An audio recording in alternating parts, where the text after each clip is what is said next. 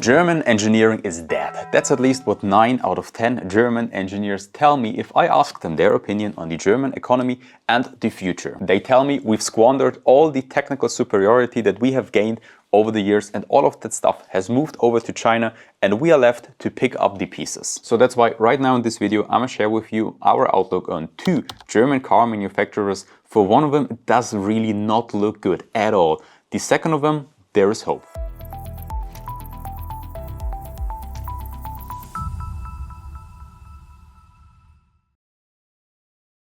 Hello and welcome to another video by HKCM Global. My name is Joe and as promised, we are looking at 2 German car manufacturers, BMW and Mercedes-Benz. 2 companies very dear to my heart, as me myself being a German engineering kid and having worked in the industry in my earlier years of my career. And just a short side note here on that end, I am convinced that the BMW 3-liter inline-6 diesel engine of the N57 series is the greatest diesel engine ever put into a consumer vehicle. I love that engine. I absolutely adored it. I am convinced that there isn't a better diesel engine out there. If you know one, tell me about it in the comments and I will argue with you. But sadly, since the German car manufacturers altogether have decided to abandon their amazing diesel engines, that is a matter of the past either way. So let's just jump straight into the chart for BMW and I'm gonna share with you our outlook here for BMW. So first of all, initially we had concluded that back in March of 2020, so the COVID lows,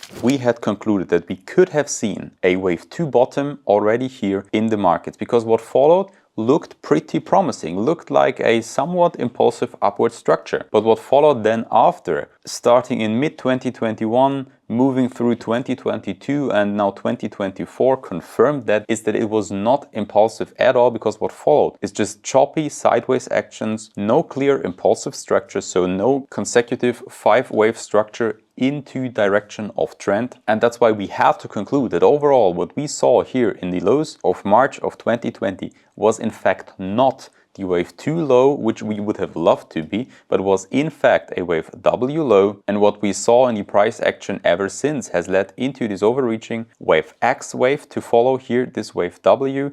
And for this wave X, we topped out here, corrective wave X move, we topped out in April of 2024. And ever since, we are in the making of the final wave Y to follow this wave X to finally, hopefully this time for real, conclude the wave 2 bottom here in the market, which we currently have a trading area for, starting at 47.14 on the upper boundary and 26.41 on the lowest threshold here at the 78.6 FIB retracement. So that would mean only from current levels, roughly another 50% shave off. Not at all what investors would love to hear and not at all what me as an original German would like to hear, because that here is not just a loss in share price value, that also is hardship in the German economy all that much more. Because sometimes we have to remind ourselves that when we look at charts and if we see huge sell-offs in the markets, of course sometimes it is just speculations and over leverage being washed out of the system, and that is fine, that is healthy, that has to happen.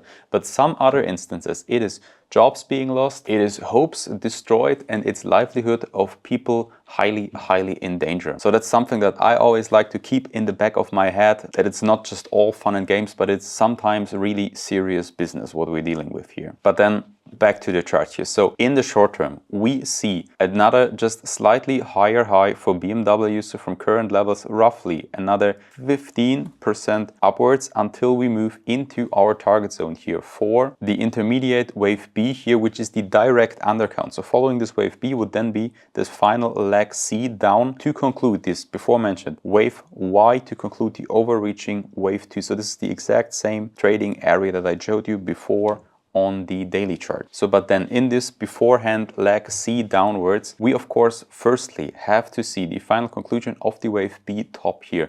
And for this we have, as I just showed you, another 15% upwards roughly.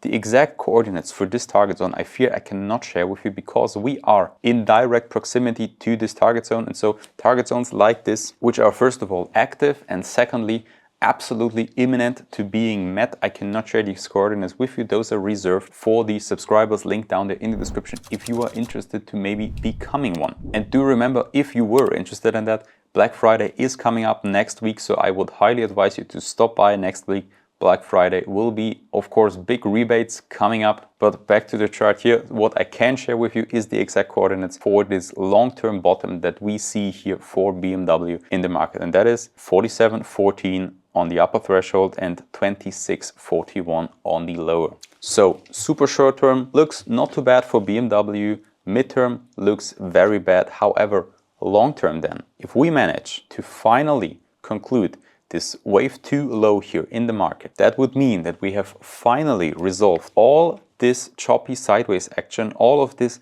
unclean, undecided market action that wasn't going anywhere. And that would mean that we would finally have wiped the sheet clean from a technical basis, and that we would have laid the foundation in the market here for BMW to run off to, first of all, new highs, and secondly, to establish a new clean upwards impulse. So that is in the long run good news. However, in the short to mid-term, bad news, absolutely devastating news, because we're talking about another 50% off here. For Mercedes-Benz, it looks somewhat similar, but also completely different on the other hand, because for Mercedes-Benz, starting off here from the 3-hour chart, we conclude that overall we have right now seen the wave X high here following this wave W here. So similar story as with BMW. Choppy sideways action through and through over the last couple of years. And right now we are also rather close to a midterm, shall I say, to a midterm bottom here in the market. That's why we also have here a target zone, which again, sadly, I cannot share the exact coordinates with you, but roughly from current levels, we are talking about another 30% down. So not as devastating as with BMW, because we would probably come here to a halt latest, I would guess, at 40% down. So roughly at the 33, 35 mark. And by the way, here we're talking euros, because these stocks here we chart at the Xetra stock exchange in Germany, in Frankfurt. But then what we see to follow through here for Mercedes-Benz is somewhat more troublesome. Why is that? Because we see here for Mercedes-Benz differently as with BMW. Remember, for BMW, we saw that the wave 2 bottom in the market is probably the next bottom that we will see in the market anyways. For Mercedes-Benz, somewhat different story. For Mercedes-Benz, we conclude that we are right now only in the wave X low here. So that would, of course, mean a major bottom in the markets, and potentially in the next run up another 250%. If we stop out at just about the middle of our target zone here, a potential 250% up until our next target zone for the overreaching wave Y here to follow this wave X, topping out roughly between 110 to 125. And please do not take these markers at exact gospel, because as long as we have not finally established this low here in the market for the wave X, these numbers are just a forward projection, which of course have to be corrected as soon as we know the exact bottom here for this wave X. So definitely stick around with a subscription to either this channel here for free updates to follow, because they will follow for Mercedes-Benz, or even to our model portfolio, link down there in the description. So then you might say, if I'm just telling you about 250% of potential gains in Mercedes-Benz, the bad news to follow can't be that bad, right? And in some regards, you are right. So what we see then after this high here for Mercedes-Benz, which still probably is